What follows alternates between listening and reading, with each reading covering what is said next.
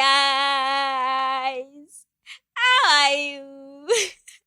So if all these elderly people listen now, they'll be like, I'm only guys. So hello, everybody. Welcome to Singinbee Talks. How are you doing today? I hope you're fine. I'm beautiful. And oh my God, happy new month. We are in the month of June. And in few days, I would have spent about 20 now I can't remember my age. Oh, of course I can remember. I just don't want to tell you. I don't know if you're in that crew, but I think I'm in the crew of, I don't want to say my exact age, but I'm Miss 20 something. So I always like, I want you to guess. I want you to, you can call me wannabe or anything.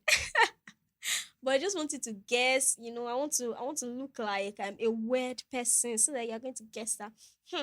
Is she old? Is she young? Is she well, I'm a very young person. And on the 22nd of June, I'm going to be a year older. Yeah, there's something I realized.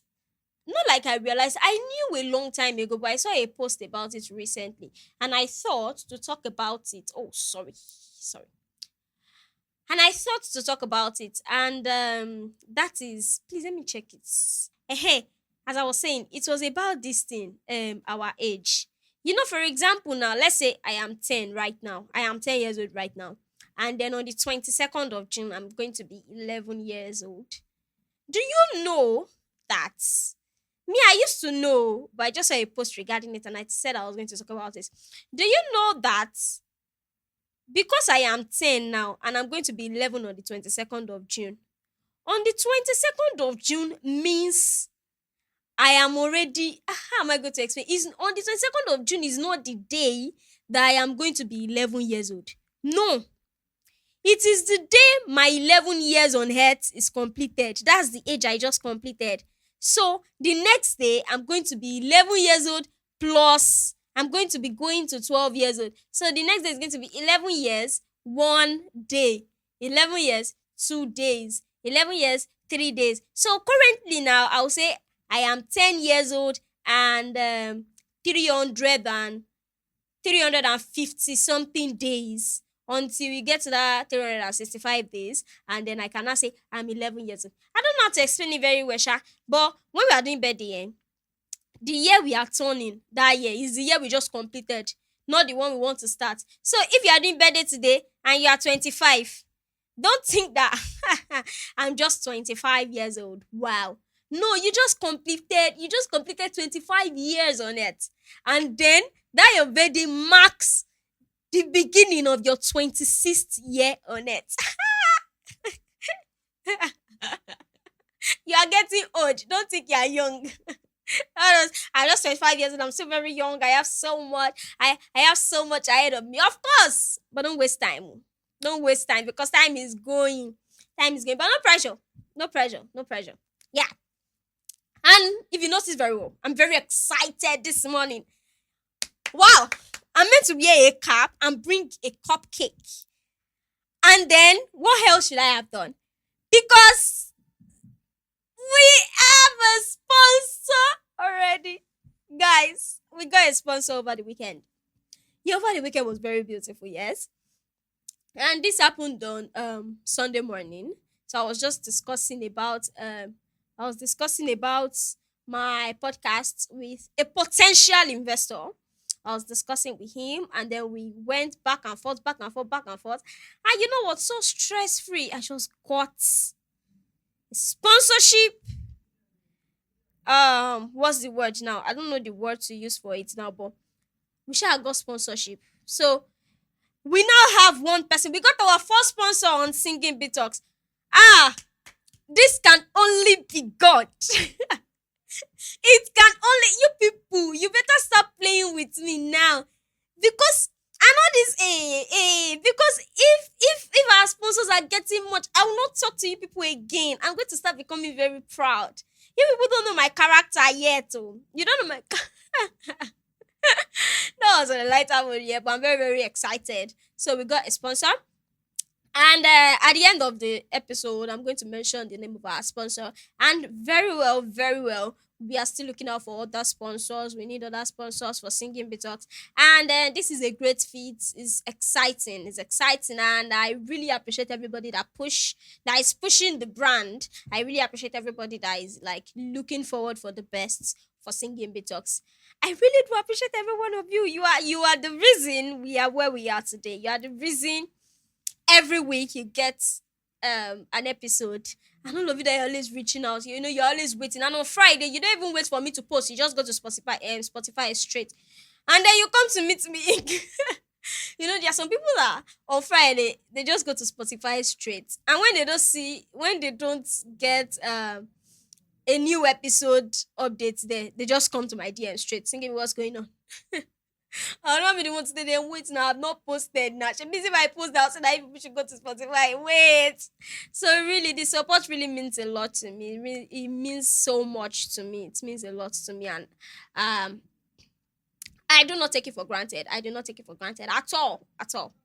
Yeah. Over the weekend, I think it was quite beautiful. I got to reflect on so many things. You know, I think on Saturday I was a bit down.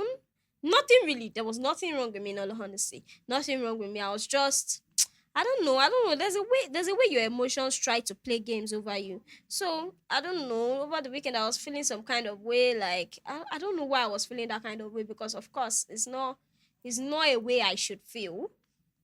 I was just feeling like everything is not how am I going to put this now? Like I was just maybe I was just bored. But I just think that it wasn't a pleasant feeling. I was just bored because I love to play a lot. I love to discuss. I love to have conversations with people. And I think that day I was just by myself. And about 2, 3, 4 hours spending alone, like I was spending it alone with nobody. I mean, the sixth hour, I was already feeling, what's going on? This world. Does this world wants to end? I was already feeling so many. I was just feeling my emotions were just playing games on me rather. So I think I was just bored. But on Sunday, I mean, we got a sponsor. And I think that was the first thing that happened on Sunday. No, no, no, no, no. Okay, I think yes, that was the first thing that happened on Sunday. And that was on the 1st of June. Oh. So this month is a beautiful month already. And I know that before the end of this month, we are going to have so many sponsors that even me, I'm going to tell people that no need of sponsor for now. We don't want for now, no need. But I'm really excited about it. Yeah, I've said sponsor about 10, 20 times this in this episode. Yeah, so it's exciting. And we had our youth week on Sunday, and the youth took over. It was the youth that was everybody that handled or anchored something in the church were youths. Yeah, so the praise and worship, the everything you could think of, the youths handled it, and they handled it so well. I think my highlight was the person that preached, the youth pastor, and it was beautiful, really beautiful, really really beautiful. I could resonate well with everything the pastor was saying. I mean, not like when it's a normal Sunday, I don't resonate with what our pastor is saying, but he tries as much as possible to like balance it, because he knows that there are different generations that he's preaching to. But this one night was a youth. She preached, although she was preaching to the adults too, but it just resonated well with the youth. And I mean, the songs too. It was really interesting. Like we were able to dance. It was not all those slow songs that you'll be dancing small, small, because you don't want those adults to be dancing like to a very fast beat. But this time around, it was, I mean, the beat was very fast. It was fast. We were able to dance. We were able to vibe well. If you like, say it's not vibing, we went to look for a church. Oga me, I went to church to have fun. Of course, I went to fellowship with God, but I cannot fellowship with God being sad or being all gloomy and moody. So if you like, say that, are you going to church because of vibe? Yes, I am going to church because of vibe. I want to go and vibe with God. I want to vibe with God. So it was really beautiful. And then they had drama. During the drama administration, I just remember the particular Sunday where I brought food along to church for my mom and my brother. So this was the thing. They left me at home and they took the car to church. So I had to take bike to church that morning. And I didn't, I didn't even take offense. I didn't find it offensive at all because of course I was late and I would not delay them. They had to meet the workers' prayer or something. So no problem. In fact, I packed food along when I was going. I dished food for myself actually, but I just I made sure that what I was putting there was more than what I really needed. So that when my brother or my mom says they are hungry, I'm going to be able to give them out of the one I've packed, right? And then when I got to church, I didn't take it immediately. Yeah, I did other things first. And then when it was they wanted to start the drama administration, I just felt like okay, at least I can go out now. This is drama, so I'll still get in and catch up with everything that has happened. It's not like the way praises is going to be. You can't come back and just now come and start dancing. It's not like the way preaching is going to be. You can't come back and now start asking what the pastor said, what the pastor not said. But drama, I felt like, oh, before two sins would be over, safe, I would have probably eaten the food. I would have been okay. So I was waiting now. So when it was time for drama to start, and I because I left, I when immediately I got into the church, I gave the bag to my mom told me to bring a bag for her. So I put the food inside the bag as well. So I gave the bag to her. So when I wanted to eat, I went to meet her. I went to meet her to get the bag so I could take food.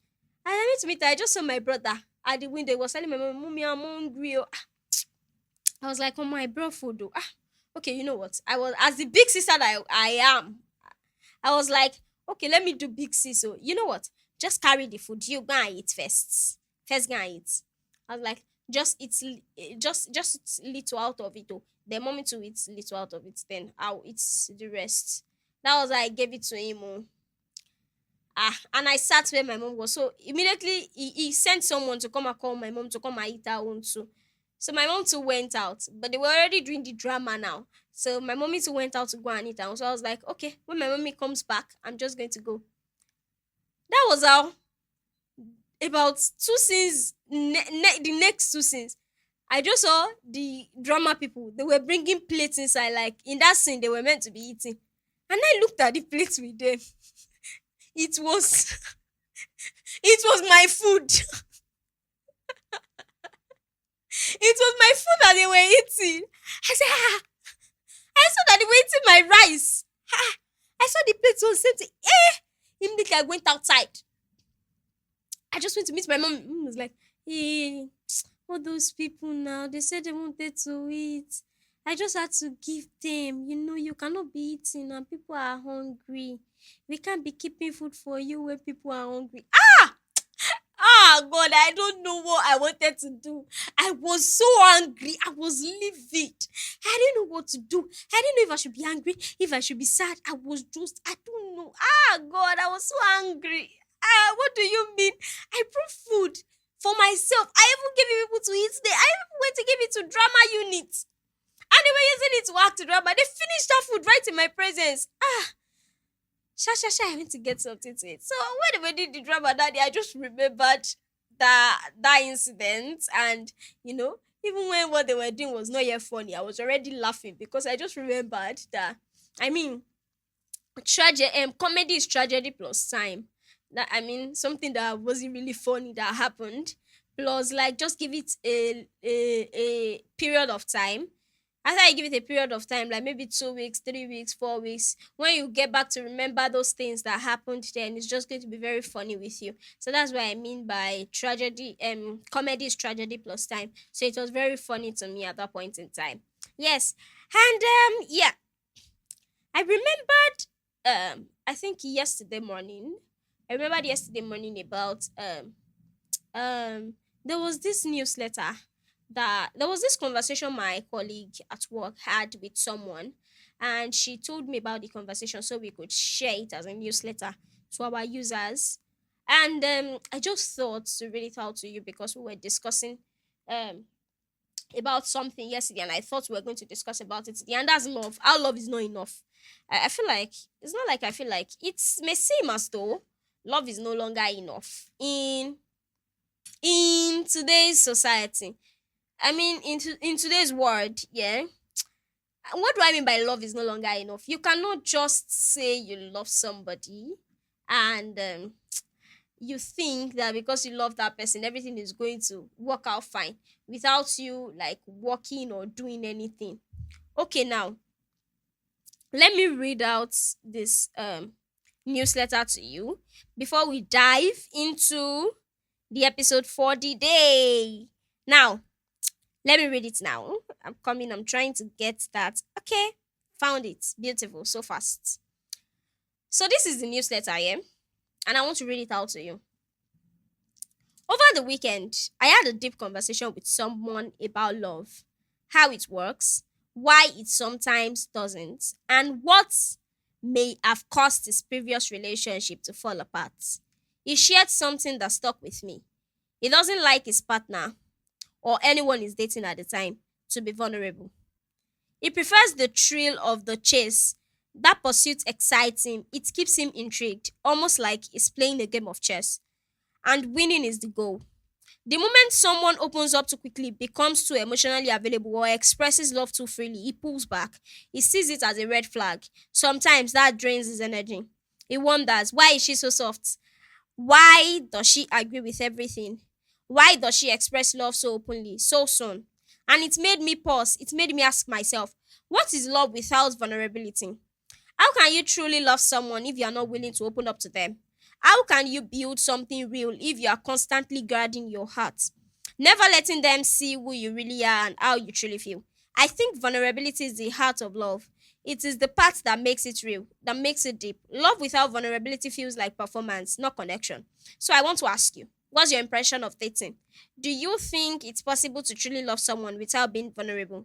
Is it okay to keep your guard up in a relationship and still expect something meaningful to grow? Because for me, love without vulnerability just doesn't feel like love at all. So this was a newsletter, yeah? And I just thought that before we start this conversation, yeah, let me first read out this newsletter because it's going to help us to dive into the conversation for the day. Yeah, is love enough? I know that some people, some stubborn people, will say that, Singinbee, are you in a relationship? What do you mean by is love enough? Okay, now it's not necessarily about for the purpose of today's conversation, it's actually about romantic love, not platonic love, not family love, not all those kind of things. It's actually the romantic love. Yes, yes, yes. Or no, no, no. I'm not in a relationship. No, no. And yes, I'm here to explain certain things about why love can never be enough. Love is not enough. Okay, so let me stop being very playful. Yeah, let's just get straight into it. Yeah. So now, I asked certain people, or let me say, yeah, love is sweet, love is beautiful, but is it enough? Is love enough? There was this okay, don't let me say that. Okay, let me just start by saying you can love someone deeply. You can really love somebody. You can love everything about the person. But if there's no plan, like the person doesn't have solid plans, the person is no, you know that there are certain times that you are just going to see somebody, and I promise you, it's not even infatuation. You're going to see people, and then you're going to see a certain person, and you're just going to like the person. Like you will really love the person. With everything that you have, you're going to love that person. What if the person doesn't have, I'm putting the question to you now, if the person doesn't have solid plans, if the person is emotionally unavailable, if the person is, most importantly, always broke, how long do you think love will carry you? How long do you think love is going to carry you? So, yeah, I asked few people this question. Um, I asked few people these questions over the weekend, and they sent to me what they thought with real life experiences, Sha. What they thought the right answer was. So I was asking them, what do you think if probably there's no love, or if there's love and you just feel like the person doesn't have solid plans. You just feel like the person is not available. Or the worst case scenario, maybe the person is not really buoyant financially. Yeah.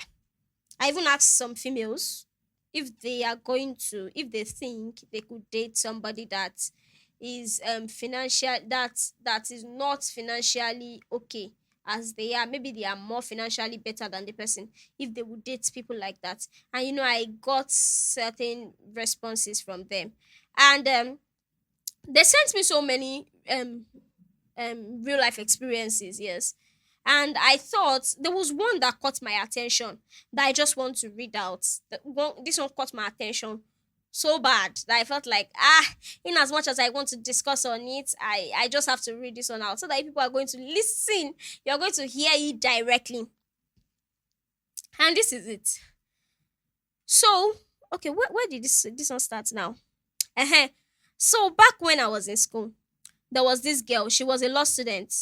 One day, she started posting this long story on her WhatsApp status. I'll never forget it. She didn't even do voice note, oh, just typed everything out, one status after the other, like episodes. She talked about her boyfriend. This guy had nothing, no money, no solid plans, but she loved him. So she was always showing up, buying him stuff, paying his rent, basically playing girlfriend and mother at the same time. But guess what? This guy was still maltreating her. He would cheat, gaslight her, and even act like he was the one doing everything for her. Meanwhile, she was working part time. She was studying law. Okay, she was working part time while she was studying law just to make ends meet. But all her money, it was going to him. Her friends started noticing. They said she was looking shabby, always tired, like she was slowly disappearing. The worst part, she didn't even realize it. She was so deep in it. She was deep in love that she didn't even see she was drowning. I don't remember what exactly broke the camel's back.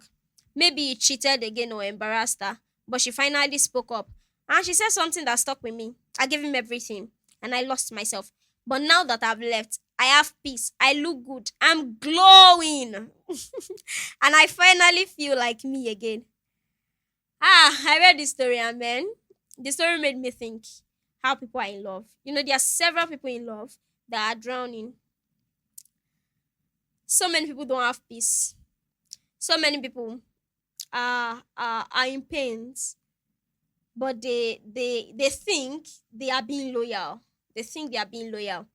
So I know it's quite this is because of the way things are in today's society. You get to see so many ladies. Yes, trust me, there are certain people that are just so greedy.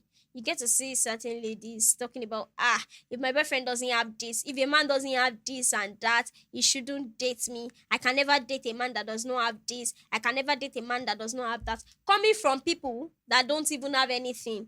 I understand that aspect. I understand. But in as much as we talk about that, yeah, there's just this certain, there's this way that there's this kind of way that your relationship feels when there's no money involved. Yeah. Sometimes even if there are solid plans, when there's no money, is quite a lot. Trust me, I'm not even enabling you to go after love, after money instead of love. But I mean, you can go for love and money. you know you can go for love and money together. Now, you're not going because of money, but I think we should all have standards. Yeah, both genders now, in all honesty, let's be very honest. Being or being with somebody that is not as financially buoyant as you are is a trap for yourself. Yeah. And even in friendships, there's this event that I went for that Tomike was speaking. And then she was speaking on how sometimes you just have to leave certain friendships. You just have to leave certain people. You just have to let the friendship fizzle out because you people are no longer in the same class. And it made sense to me. She was explaining something about how maybe you are at this place. Maybe both of you are going to the island, and then your friend is driving. she's driving, she's coming. And then your friend said she's going to pick you at Obalinde, so she's driving, she's coming. And then you were fighting for BRT. So when you got to the after you entered the BRT, when you got to Obalinde bus stop, you started, my friend, hello, hello, yeah, this is where I am, this is where I am. Then when she wants to enter certain places, you may be feeling some kind of way. You will not be able to enter there with her. You'll not be able to have certain conversations as she does.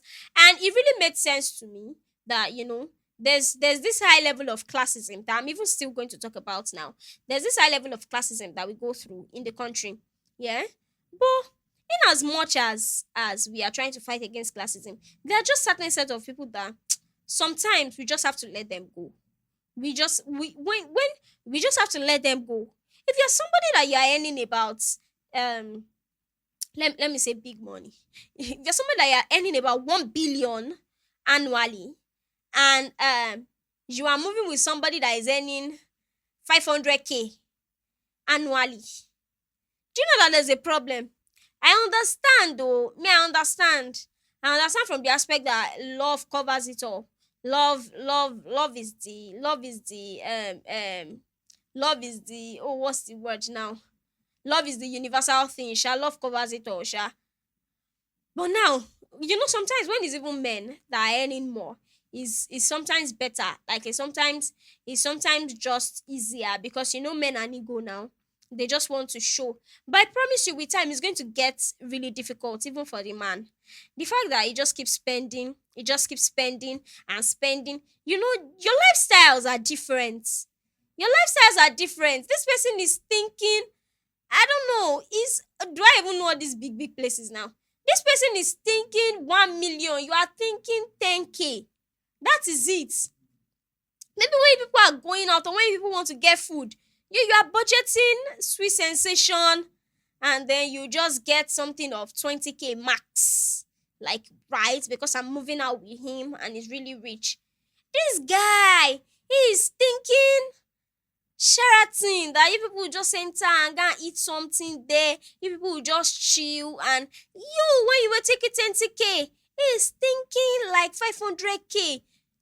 The way people will be thinking is going to be different, yeah. So I know we want to talk about like the way we want to talk about how it's difficult, yeah, to not be able to for love not to thrive. It's difficult for love to thrive where there's financial constraints, yes.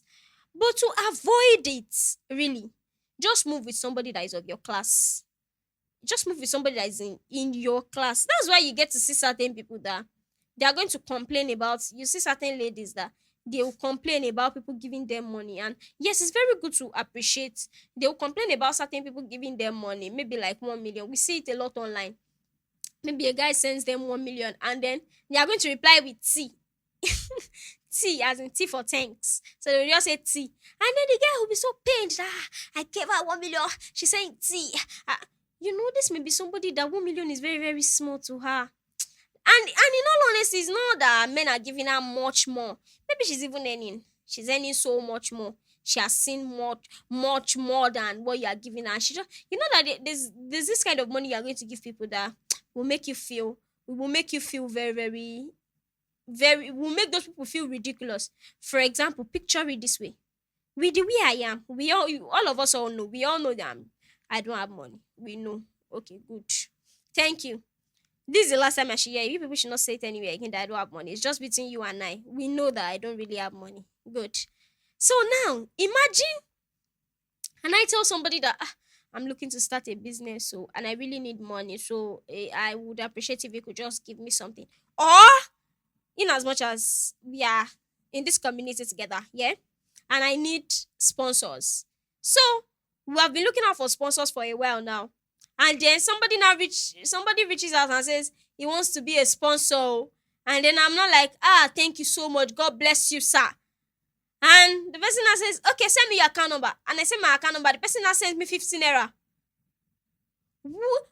How do you expect me to appreciate that person? Okay, you see how it is now, right? Yes. Sometimes this is how it is to those people that they'll send 1 million to. The money may look very, very small to them, but what's the meaning of this? Why are you insulting me? Because that's how I'm going to feel if you send me 15 naira. Are you insulting me? What are you trying to do? Are you this is ridiculous. That's how I'm going to feel.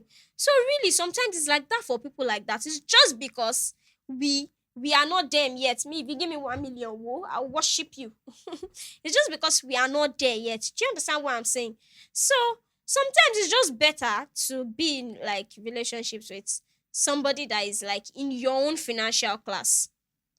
Now it may not really be like the same thing, but at least that's why I say class. At least it should just be like in the same group. You can be in like, yes, it's still class. You can just be in the same financial class. Like the difference should not be too evident that one person has start feeling very, very small and the other person is feeling too big and too drained. Yeah.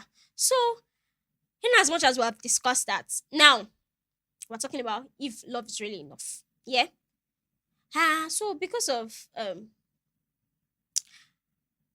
in all honesty, love alone is not enough. Davido knew what he was doing when he said, "Love is sweet, oh, when money enter, love is sweeter." Before we even started this episode, I was singing that song.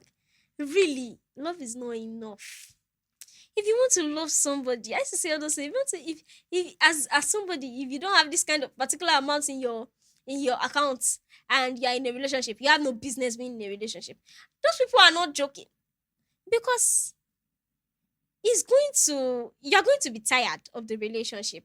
Yeah, you have to have something and you have to be ready to sacrifice your money, most importantly your money. I understand that emotions, yeah, do you know that you can give everything, emotions, you can give quality time, words of affirmation, you can give everything, and then if money is not still there, it's just going to be, do you know that you just even need money for everything basically? You need even your words of affirmation. If you want to send it, is it not card that you used to call? Imagine flashing your girlfriend that hello. Then you flash or you not send I a text that send me card to call you.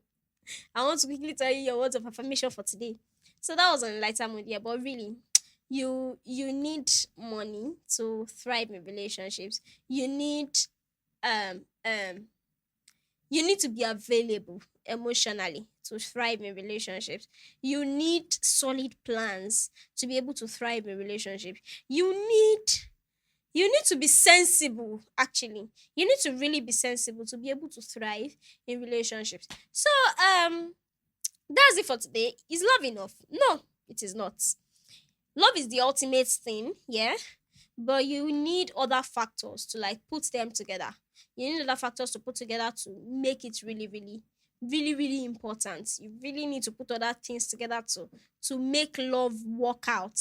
You really need to like that's what is going to spice up the relationship lifestyle. Calling every day. Imagine every day. You say you feel very dejected. Imagine every day, and it's not even related to one gender or the other gender. No, no, no, no. I'm talking to everybody generally, right? So imagine every time somebody's always complaining to you about certain things, and there's no way you could support every time. There's no way you'll be able to support financially. You will start feeling some kind of way when you get to certain point. You just there's no how you want to do even parenting. There's nothing you want to do in this life that you don't need money for. Like so many things that you want to do that you don't need money for, is it does not exist. You need money for basically everything, even ministry. Go, you are a Christian, you be thinking that money is evil. You need money to even run your ministry, yeah. So it's not like you really need money to do everything. Now think about love. How will you people go out? If you want to go out today, you need money. If you want to, you want even data to even subscribe for data. Data is gold now. You still need money. If you want to pay for food or buy food or do this or do that, you need money. If you want to buy gifts for your partner, maybe person celebrating birthday, you need money. Imagine that you are celebrating your birthday and your partner is not able to get you gifts, and the person now sends you on this day a king was born or a queen was born. I understand you're going to feel like, oh well, it's because she doesn't really have much, because he doesn't really have much. But with time, you're going to get irritated.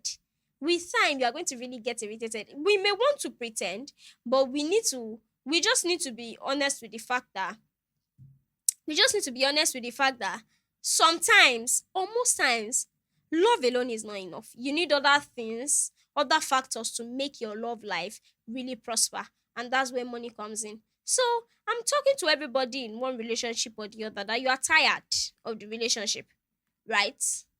Probably because you don't have peace. There were several things. I wrote certain things down because I'm ready for you people. I'm always ready for you people. The fact that I'm even always researching before I come here it should tell you people how much I love you. So yes, can you work with love without money? You need peace of mind. Love without peace of mind. Will the love thrive? Love without direction. Will the love thrive? Love that is sweet but cannot survive Lagos stress. Will the love thrive? So you need certain things, like certain factors, to help you with your love life. And money is an important aspect. So next time when you see people online or people doing, oh, I cannot date somebody without money. Oh, yeah, yeah, yeah. Ah, ooh, ah. Please shut up and try and listen from the person's point of view. Don't quickly rush and say, money is not everything. Oh, my darling, money is so many things. Money is so many things. So don't be so quick to do money is not everything, like you don't want money. No, no, no, no, no. And I'm not talking about you using love or relationship as a poverty alleviation scheme. No, that's not what I'm saying. What I'm saying is you cannot not have money. You cannot be poor and be expecting somebody to love you for who you are. So if you are poor, get up and start working. If you know that you want to love somebody, you cannot just be dating somebody and not be willing to put anything into the relationship. I'm telling you, your relationship will not thrive. It will not. Even people that were in relationships before they got married, they could see that, okay, this person has like visions. There's progress already. Okay, I can see he's doing something. He has something doing. Oh, okay, beautiful. Oh, okay, yeah. When he has little, he's not really stingy. Oh, okay, okay, okay. I think I can work with this. And they are contented. They move on with the relationship, and with time everything gets better, gets better, gets better. Yes, I'm talking. That's a beautiful view. But what I'm talking about is the view that, homo, I don't have much, right? Thank God that you love me even when I don't give you anything. I've never given you 5 naira since we started this relationship. Even on your birthday, I was so broke. I didn't have money at all. I was not able to get you a gift. But you still stayed with me. One day, one person will say their mind. And that their mind, that will be your last day in the relationship. So please, try to make your relationship thrive. Yeah? Love alone is not enough. You need other things to make your love work, of which money is an important factor that you must not put out from love. Yeah. And then there was one other thing that I was discussing with my friend, I think 2 weeks ago, and it's about classism. And yeah, right. Let's look at it this way. Imagine somebody that is very, very rich now. Maybe somebody pulls up in a what's something that will make you look like a very rich person? Is there a kind of car or something? Okay, Benz. Thank you very much. Imagine you having a Benz now, and then you park it at a filling station, right? And you call the mechanic to help you. Something that is meant to be 50,000 naira, they will just say 500,000 naira. And they know. Or maybe all those people that, and maybe you just parked it at that side, and you've even paid the mechanic the 500,000 naira. Omo, I know that this thing is not expensive, but because but you'll be thinking in your mind now that, but because they've seen Benz, they just added money for me. Omo. And then even on the way, maybe you wanted to take bike. Maybe you wanted to take bike to where you were going initially. And then the bike naturally is maybe 200 naira. They'll just tell you, omo, pay 3K. Ah, pay 3K, that place is far. That place, almost it's 3K, we are always taking it. Because of course they've seen you carrying Benz. There was even one story I read online too. Just move with me. Oh. There was one story I read online about somebody talking about how people that were hawking something or like express were selling so, like, it was very, the amount they wanted to sell stuff to him was very, very expensive. And he kept on wondering what was happening, why it was that expensive, until he remembered the kind of car he was riding. That was when he now realized that, oh, it's because, oh, they think I am a rich person. Now, this is where I am going. In as much as the average class, the financially average class, you get what I'm saying, in the country or even all over the world, are complaining about how classism has like gotten so deep in our environment, in our society. In as much as the poor or the average class are complaining about classism and how they get to experience classism and how it affects them, in as much as they complain about that, the poor and the average class too are, they are people that put so much leverage. They are people that they also support classism in one way or the other. It's just that when it supports them, or when it makes them gain, or when it's to their advantage, it doesn't seem as though it is classism. Do you know that if you are if you are not part of those like very rich people, maybe you are of the average class, or you are of the poor class, and then you are part of those people that when you see rich people, you just want to extort them. Do you know that you are supporting classism? But you're just using it to your own advantage. And you're a thief. You're supporting classism. Yes. You're supporting it. But you're just using it to your advantage. Because the fact that you think certain people should pay more because of their financial class, because of their financial capability, you think they will be able to pay more, and the people that don't really have much, you use a regulated price for them. But people that have so much, you just want to increase their price because of course they have money. You are also supporting classism. You're part of people supporting classism. Yes. So in as much as we complain every day that we are experiencing classism, is a loss, this, that, when you see rich people, very, very rich people, please don't extort them. Don't support classism as well. Well, I think that's it. That'll be all for today. So it's a very beautiful episode, and I'm so excited to have completed this episode with you guys. Yeah, thank you so much for listening to this podcast from the beginning to the end of this episode, right? Yes, I'll see you all next week. Thank you very much. Bye.